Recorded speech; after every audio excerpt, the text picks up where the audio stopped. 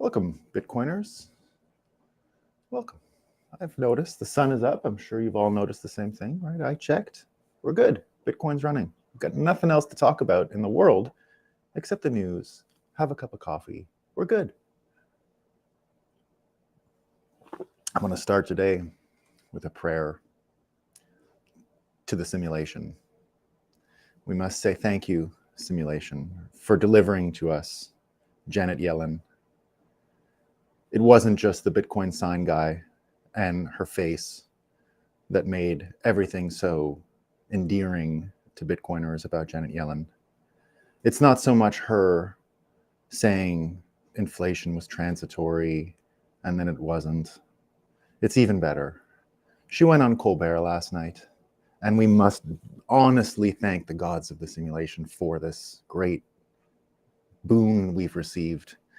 Janet Yellen on the funniest TV show in the world, Stephen Colbert, blamed Americans for splurging.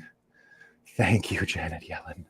Thank you, gods of the simulation, for doing this. So there it is.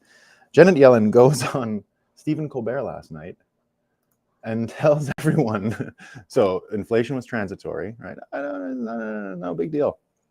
But now she says, Americans caused it. They splurged.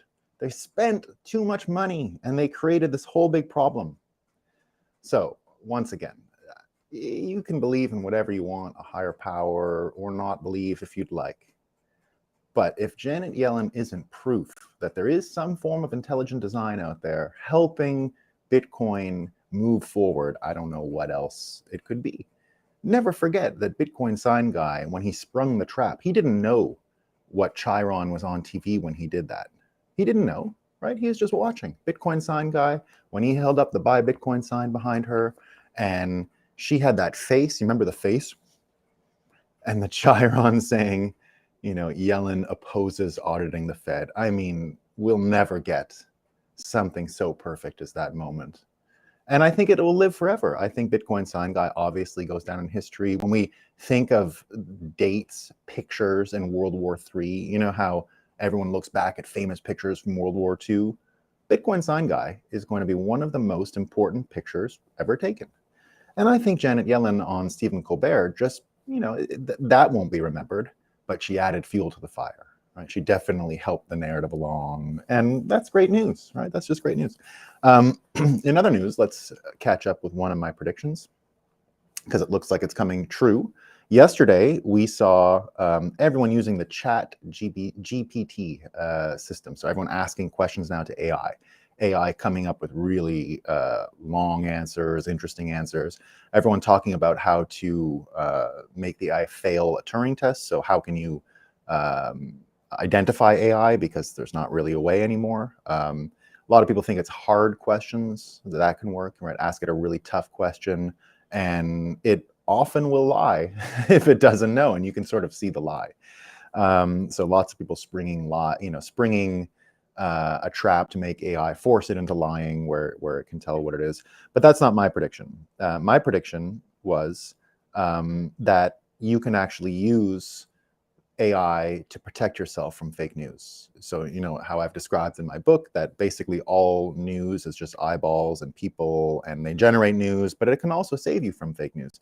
And it looks like it's happening. So here's a test that someone asked the AI yesterday, and it said, is it true that Trump called neo-Nazis fine people, right? One of the greatest hoaxes ever known, and one of the easiest to debunk, right? All you have to do is listen to the straight audio of Trump at Charlottesville, and you'll know in 2 seconds he never said that, right? That it was a clip taken out of context to show him say the words fine people, but it never acknowledges what he said, you know, 15 seconds before in the video. I condemn all of those people, especially the white supremacists, right? He said that straight up. So all you ever had to do is watch the video. Now, there's a ton of people who just don't know that ever happened, right? There's a ton of people out there who believe he said fine people, but what did the AI do? So this person asked the ChatGPT GPT AI what they can do.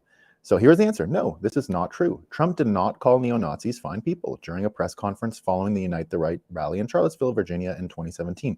Trump actually condemned the white supremacists and neo-Nazis at the rally, but his comments were taken out of context and used to spread misinformation about his views.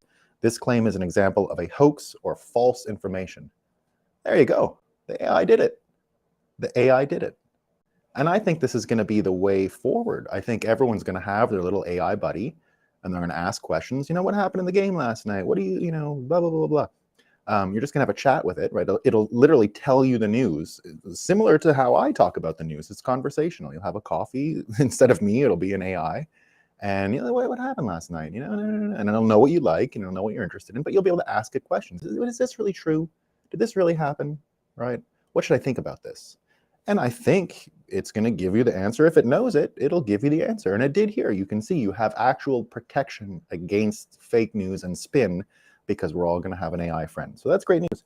Everyone talking about this stuff, though. Sam Altman launched this conversational app yesterday. Elon Musk said a lot of people stuck in the damn that's crazy ChatGPT loop. And I think you're going to see that a lot more. I think people are going to continue to use this. I played around with it. My wife and I were just talking earlier today. We're going to be using, I got that one of the apps that can help you generate the images. I've had it for a while now. I just haven't gotten around to making some of these images. Let me get to some of these comments here. Good morning, everyone. Morning, Bitcoin Graffiti, Bitcoin Pilgrim. Hey, McTimmy, Bud, Shane. Assalamu alaikum. Come on, I had to practice. Thanks, Muslim Bitcoiner. Good morning. Morning, Dex. Muslim Bitcoiner, yes, infinite regression theory doesn't work. Therefore, there is a source of all intelligence. Bitcoin thanks God. Yes. Kevin Opar, howdy, brothers and sisters. And salam from Free Q80. Yes, good morning, everyone. So that's what I got. Morning, who do I got here? PH. Morning, PH.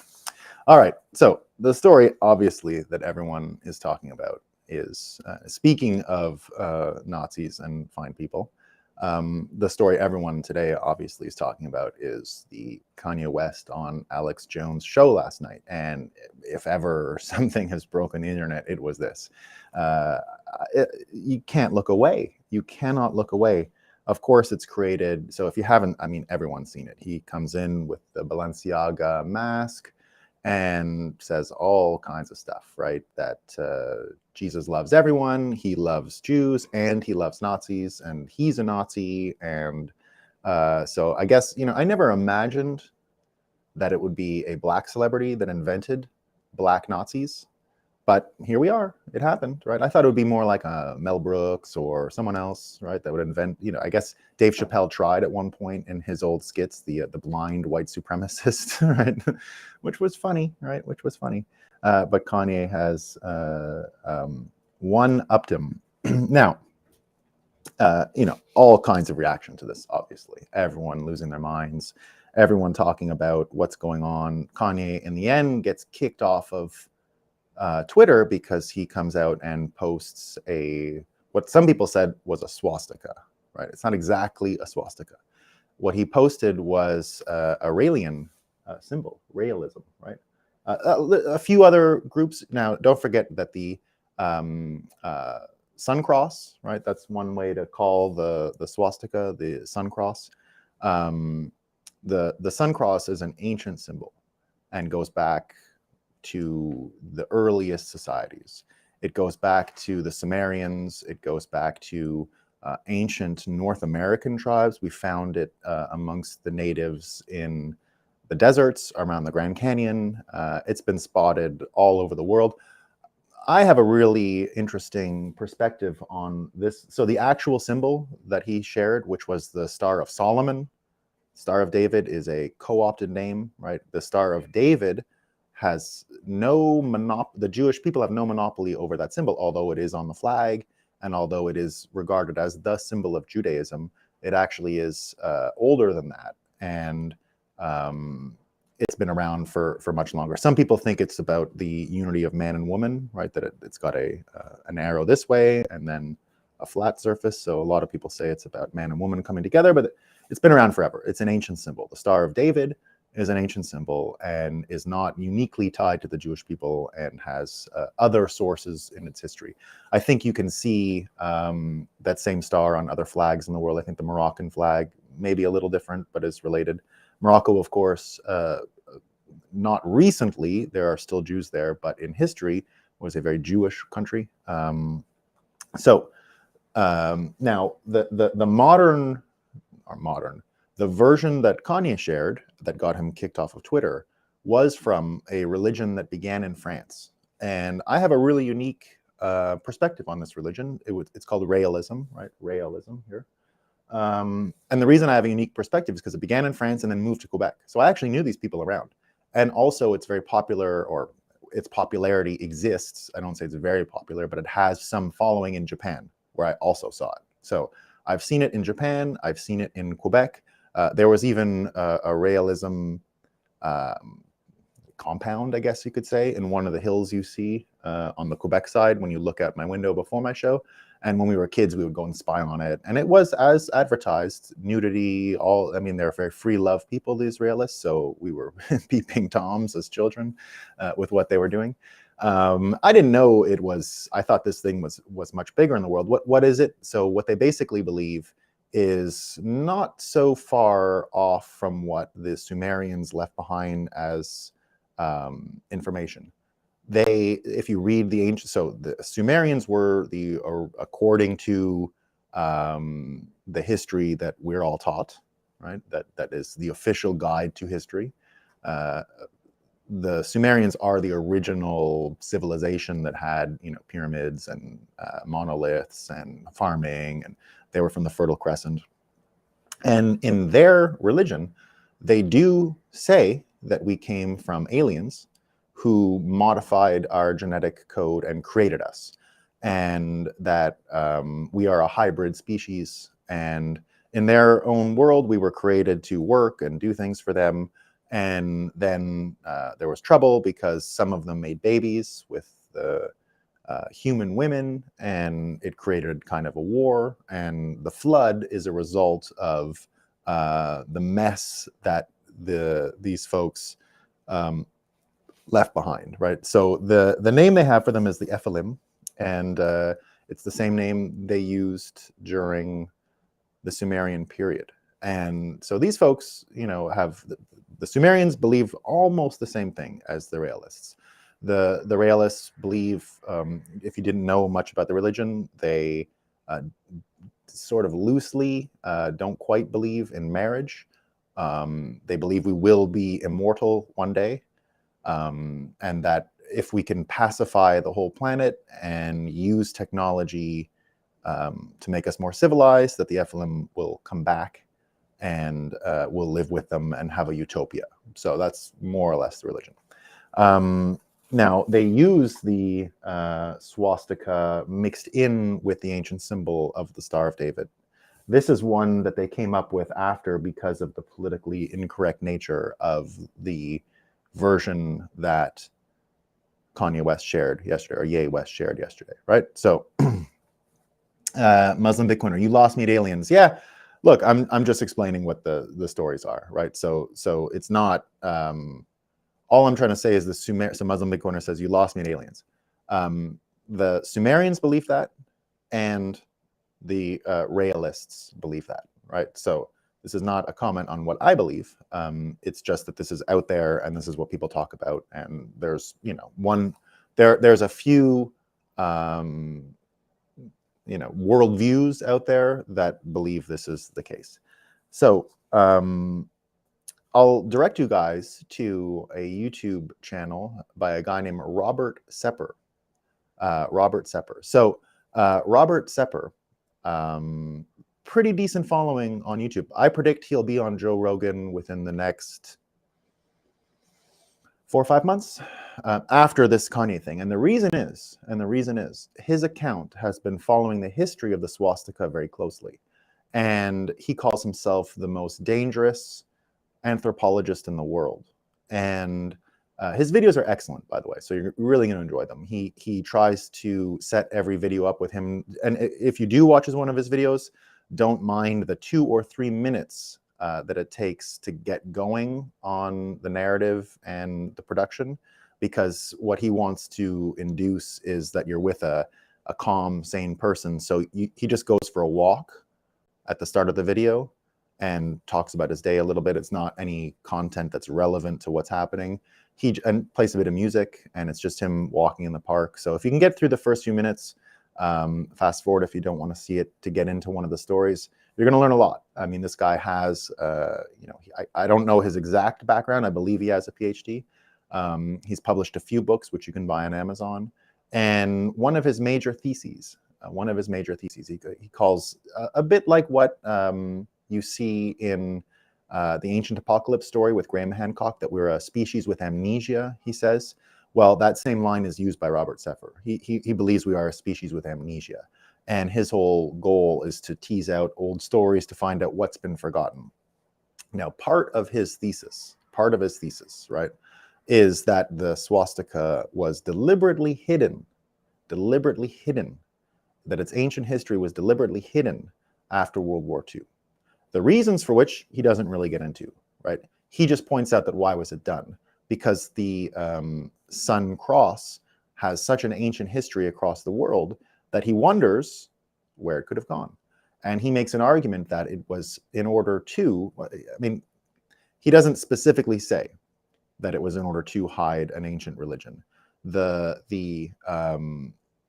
context always is that, though. He'll constantly give evidence of an ancient religion and underline that it is no longer talked about and is mostly hidden for various reasons. And he'll go through all the stories about where the original, like say if you watch the ancient apocalypse thing, the Göbekli Tepe farm teachers, I guess you could say, the people who came and taught everyone about how to farm and agriculture and those things. His argument is that they spread the swastika at the same time. The swastika was actually the symbol of this agrarian society, and that that's why you find it all over the world. You do find it all over the world, because when I lived in Japan and South Korea, you'd go for a hike and there would be swastikas all over the place. They'd be mounted on hillsides. They would be put, kind of all over the place. So he gets into I guess a bit of trouble, because his argument is always that the people who went around the world educating were blonde-haired and blue-eyed. And his argument is always that that has been hidden along with the swastika for whatever reason. He's certainly not a person who believes in evolutionary biology, that humans came from apes and all that stuff, right? He completely discounts it. And I think the science is now getting very close to discounting, not the force of evolution, but exactly where we came from. So he does get into that stuff quite often. And, a lot of Atlantis content. Definitely a lot of focus on the power of the feminine being suppressed in our not agrarian religion that he is talking about, and that we've taken on a very masculine identity. These, according to the Raëlists, the Ephelim are much more feminine than we are, and not even like apparently our females in their world, according to their religion, are like just a small smidgen of how feminine that society it is, and that we will only get in contact with them when we do civilize to the point where we've taken on more feminine qualities.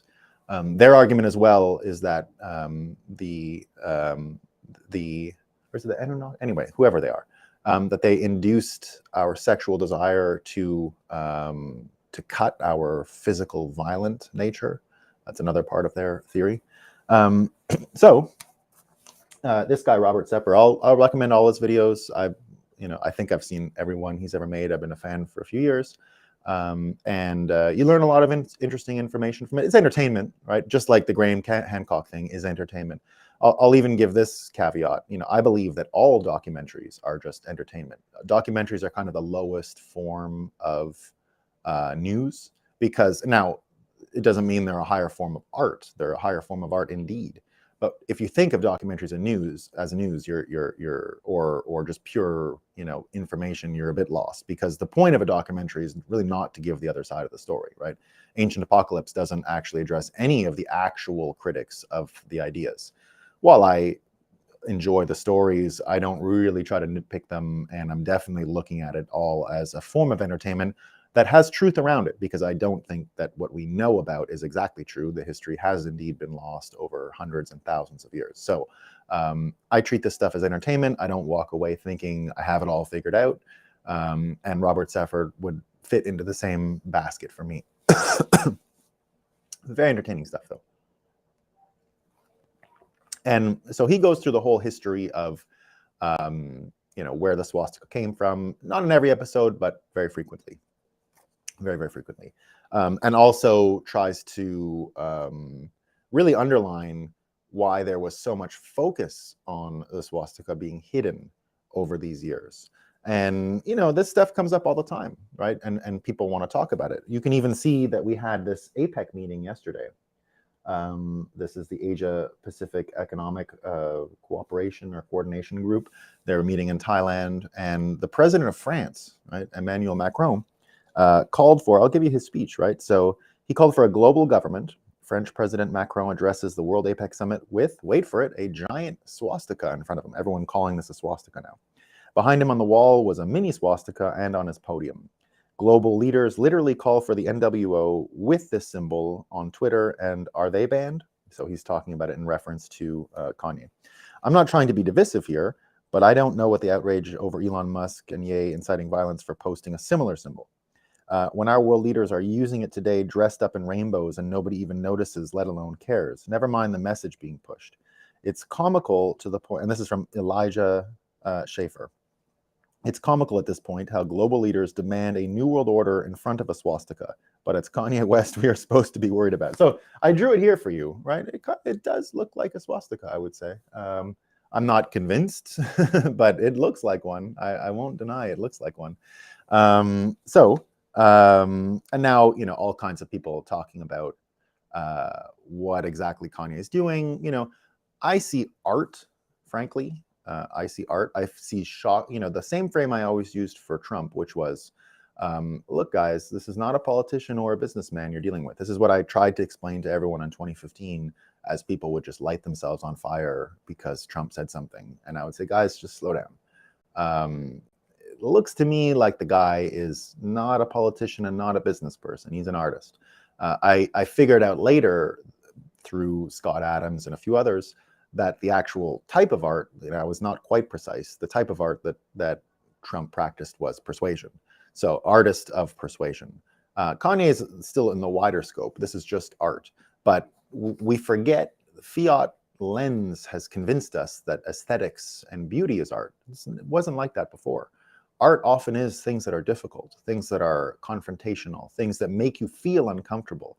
If you look at the funniest comedians, for example, Norm Macdonald or Dave Chappelle, the way they work is to actually make you part of the joke. You're part of it. Your reaction, the way you feel, the tension you feel when they say things is the joke. That's why, a guy like Norm Macdonald didn't operate on punchlines and wit and those kinds of things. It literally was just to make you feel uncomfortable, so the dominoes in your own head falls, so you almost fill in the blanks, and then it becomes funny. So that's a part of it.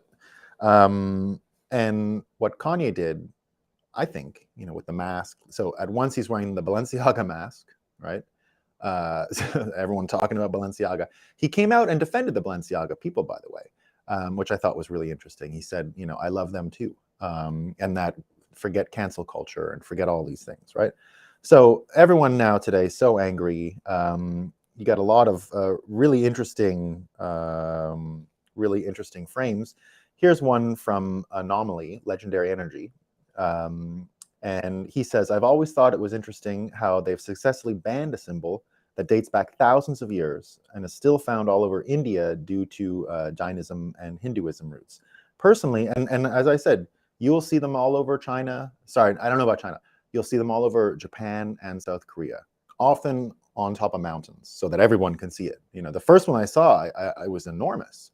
And it was across the hill where I lived in South Korea. And I said, what the heck's that? Like, how are you allowed to have those?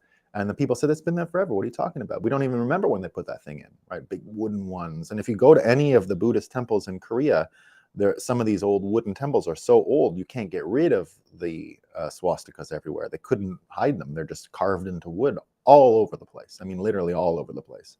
So that's one thing Anomaly said. And then Nuance Bro even answer that. Go to Japan and you have no idea, and the people there don't even know that it's associated, right? They don't even know that the swastika is so clearly basically burned into the brains of North Americans as being hate symbol, right? That's not the case everywhere in the world, by the way. Not the case everywhere in the world. Sticks, Hex, and Hammer points out as well that Operation Paperclip, which I think a lot of people are talking about today, right? Operation Paperclip being that how many American institutions were begun with the Nazi talent that was taken out of Germany. It was a race to take the rocket scientists and all these folks, right? Even the Dr. Strangelove film, right? Dr. Strangelove film was trying to make fun of what had happened. You had actual Nazis working inside of the American government on the rocket technology, on the nuclear weapons, right? So, Operation Paperclip is a major story in history. Robert Sepper is, if you watch some of his videos, you'll find he talks about Operation High Jump, which was the operation down in Antarctica. So he talks about Antarctica a lot and what happened there with the Nazis and did they go, and we don't know. He talks a lot about underground civilizations, people living underground, entire worlds underground. So it's far out there stuff, definitely far out there stuff, but a lot of fun. And you'll hear way more about Operation Paperclip, Werner von Braun, who was the main rocket scientist who ended up leading NASA. Right? He was the main guy at the head of NASA. So there you go. And he points out, Bayer, if we were so against the legacy, why have we allowed so many huge companies that were founded in that within the Nazi institution? Why are they all over the place? Like, how did they get all this kind of sway? He points out now all the connections between Bayer and Monsanto, the food supply, the pharma supply. We talk a lot about on this show how I just mentioned the other day, we sort of look down on Mexico. Oh, how did the drug cartels take over? Well, they don't prescribe the product to 3-year-olds, right? They're kindergarten compared to what we've got. So now I'm not saying it's Nazis who created our pharma system, but Bayer, I've been there, I've spent a lot of time in that part of the world, Schwabia, Switzerland, France, Germany, that whole part of the world, right? My family name is from there. I've flown into Switzerland, and what do they say to me? I don't have to even go through anything because my name is so clearly from that area that they just say, welcome home. And I don't speak a lick of the language, nothing, zero. I speak French, but it's a very particular part of the world, and everyone is sort of there, right? It's like a mini Middle East in a sense in Europe. And that's why we've seen, great wars have been fought right along that ridge. It's kind of a valley right there. And that's why you have so much conflict in that area. And it's been a long time now. So that's where we're from. By the way, in case you were wondering, they found open air human slave markets there in the 1920s. It was National Geographic that found it. Do you know what they were about? Well, I'll tell you. If you see what that place looks like, you come out of the Alps, right? So you're in Switzerland, and that's the high mountain part, and Austria, that's the high mountain part. Well, the farmland there sucks, right? The farmland there is not as good as lower in the actual valley, right? The Black Forest and all that. That whole area looks like what you see when you look out this window. It's all hills and farming valleys, and is one of the great agricultural areas of France and Germany. And so there were open-air human slave markets for this reason, and I'll explain what was going on. The mountain people would sell their children to work on summer farms because there wasn't, or winter farms, because there wasn't as much work up in the mountains. The land isn't as good, the farms aren't as prosperous, not as much yield. So it became a habit of hundreds of years to go down from the mountains into the villages and sell your kids. In the best case scenario, the kids just worked for the winter and came back to your farm in the summer. In the worst case scenario, it was not farmers who were buying the kids at all, not even close. You can imagine who was buying the kids, right? And that's what National Geographic magazine, National Geographic, that's like contemporary. They found this in Europe, right? When they went In the 1920s, they found this happening still. And wasn't a lot of farmers doing it anymore, but there was a market for it. Right? The market existed. And, people say Schwabenland, it's called, right? Schwabia. That's the ancient name, Karl Schwab and Schwabenland and Schwabia. Now, I'm not a WEF warrior. I don't really care about Schwab and all these people, right? But that's what went on in that area. That is what went on, right? Until the 1920s, in public, everyone knew about it. Now, this stuff happens everywhere else in the world. This is not unique to there. You can ask farmers in Canada, here in New England, and it was similar then too, right? Those things happened. Those things happened. I don't know if it was as the tradition was as, or the market was as efficient, let's say, as it was in that part of the world, but it happened, right? It happened. Now, I don't know the details, but it happened, right? It happened. And if you go there, you'll see all the Bayers there, all these companies, 3M, they're all there, right? Volkswagen, right? They're all there. They're all still there. He points out as well that, Sticks, Hex, and Hammer points out, and I think he had the best take of all.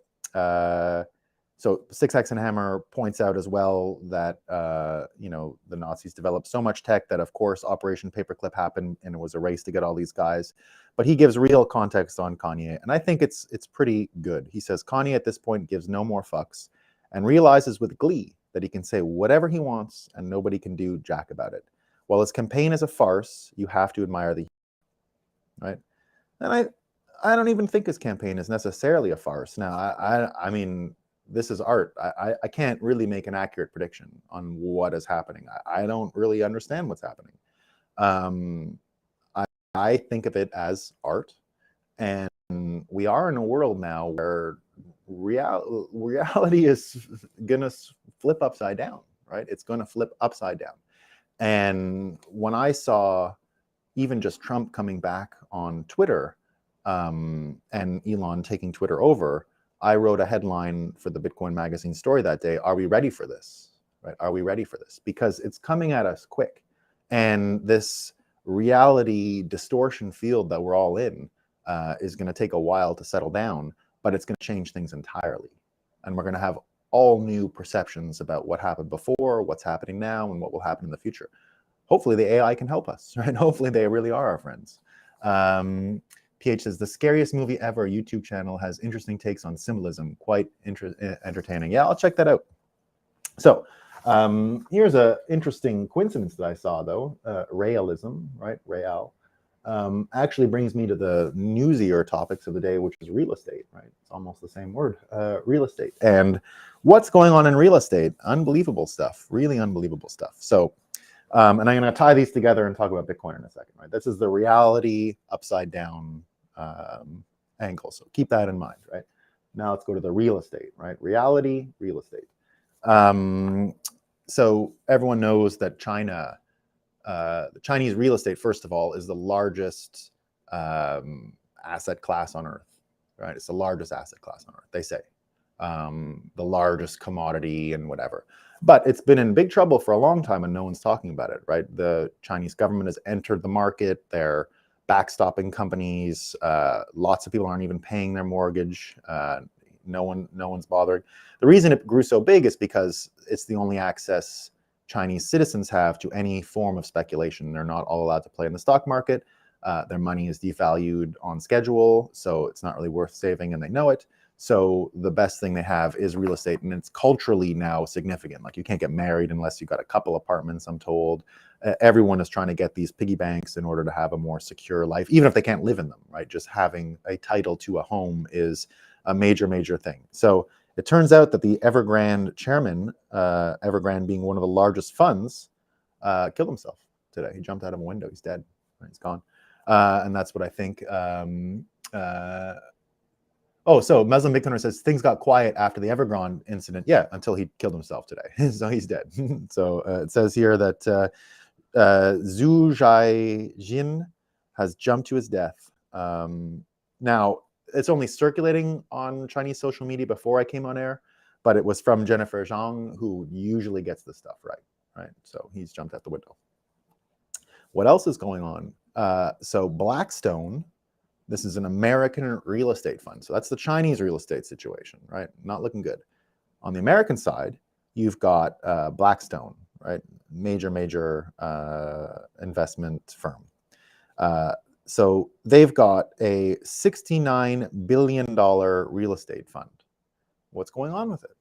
Well, they've paused redemptions. They pulled an SBF Gemini situation, FTX situation. You can't withdraw money out of the fund anymore. They raised $69 billion to invest in US real estate, and you can't take your money out anymore. Why? Well, let's find out. So this is from Geneviève Roch-Decté, who's a CFA. She says, Blackstone's $69 million real estate fund announced today that it is limiting redemptions. This is a very scary sign for the real estate market. Let's dive in. Thread. Blackstone Real Estate Income Trust is a real estate investment trust that invests in apartments, industrial, retail, and hotels. It's one of the largest real estate funds in the world, even though it only started in 2016. The fund is only sold to wealthy investors through select financial advisors and isn't available to the general public. Their website says that a 3-year-old annualized returns are 15.5%, and there's a 4% distribution rate. I'll skip through here. So what's going on with the fund now? So now they've said that the fund has reached a withdrawal limit. Now that many investors are trying to pull their money out. Right. So in the same way, there's a run on the bank, as they've said, as SBF continues to cry, that this is what's going on here. So Blackstone is able to limit withdrawals to avoid having to liquidate real estate assets suddenly. So basically, they had to do it because it's all collateral in real estate, and they would have to start selling the real estate in order to give the money back. And they said, no. There's one other factor to consider, that Blackstone basically they want to, they get the management fees now, so they're locked in and they get to take the management fees from them. Here's the conclusion. Blackstone's redemption limit being hit is a definitive sign that the real estate market is slowing and the outlook for real estate investing is not good. So even think about real estate for a second here, right? Just think about American real estate. So we saw after COVID that the supply chains got wrecked, and then they came back with a huge glut. They got going again, but it was so much capacity, right, that came in. So prices spiked and then came down once, and that's just for consumable goods, right?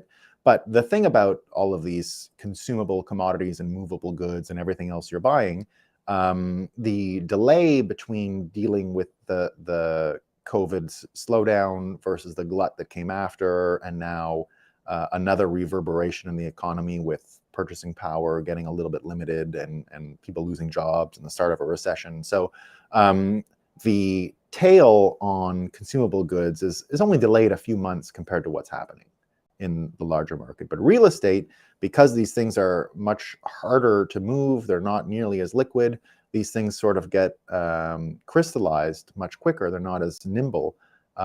Which is why they're used as a savings vehicle, which is why real estate has become a savings vehicle. Because of that, you see a situation where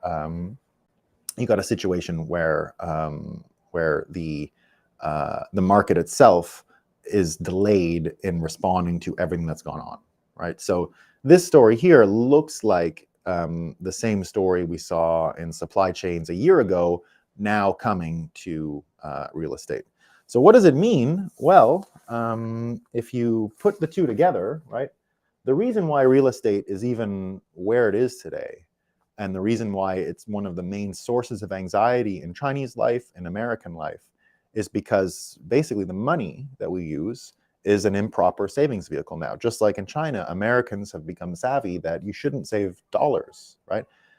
Having dollars right now is a good idea, right, because everything's on sale, but throughout history in the last 20 or 30 years, if anyone told you to save dollars, they're an idiot, right? They gave you bad advice. You had to invest in US equities or housing or anything else that took up the slack because the dollar was no longer a place to store value. So houses have become the main vehicle for savings in America, but they're not a great vehicle as they are, right? They're hard to move. They're not very liquid. They involve where you live. They're very intimate, of course. And because of that, they've taken a wider and wider, larger and larger share of the overall economy. because of this substitution and behaving as a speculation tool and a savings tool. And the argument is, if it does collapse, right? If it does collapse, the largest asset class in the world, in the case of Chinese housing, what'll happen, right? Well, you need a new savings instrument, right? You need a new savings instrument. So at once, we're having reality distortion fields that are entering political life, that are entering everyday life, that are challenging almost every assumption we've made since World War II. And I don't think the Kanye show is going to stop. I think it's going to be more of an assault on all kinds of things that people hold dear and find sensitive. This is going to be shock and awe like we've never seen, right? The point here is to get the reaction, to make people feel uncomfortable. So I can see it continuing to happen. So you've got a whole reality distortion field happening here. Meanwhile, everything we know about the economy could be up in the air. I mean, really soon, you know, speaking of up in the air, like I said, the Evergrande guy jumped to his death today, right? So at what point does the bottom fall out in this market, right? It's starting to look exactly like the FTX situation, right? This Blackstone thing, there's no difference. It's the same story as Gemini. Oh, we don't have collateral. You can't withdraw. It's BlockFi all over again.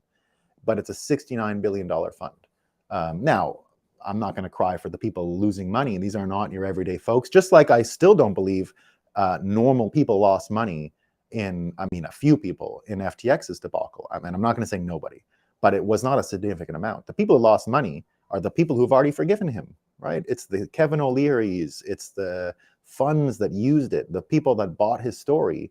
They're the ones who lost. I haven't seen enough analysis to know one way or the other, but my instinct from day one, and I think it continues to play out, is these phony institutional people who run into crypto got burned. I don't give a shit. I've never given a shit, right? My argument always is we got to pump it up for these guys. We got to wipe out Wall Street, right? I love crypto as an attack on Wall Street. It's great. It's one of the best we have, right? They should die together. That'd be great, right? Let them go down together. We're not there yet, right? It's still a thing and it's still viable and whatever, but we're working on it. We're working on it. All right, I got 2 or 3. Well, I'll get to these next time. The Dutch farmers, you know, that's another one. The Dutch farmers, where it's within this whole world of real estate. It looks like the government is taking over the 3,000 farms, but the farmers are heading there right away, right? So we've got calls for a new world order with a swastika on top.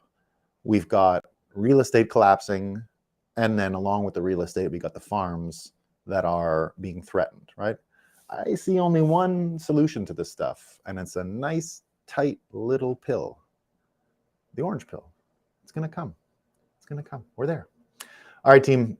Fridays are that weird day where I have a 8:45 call. So today's the short episode.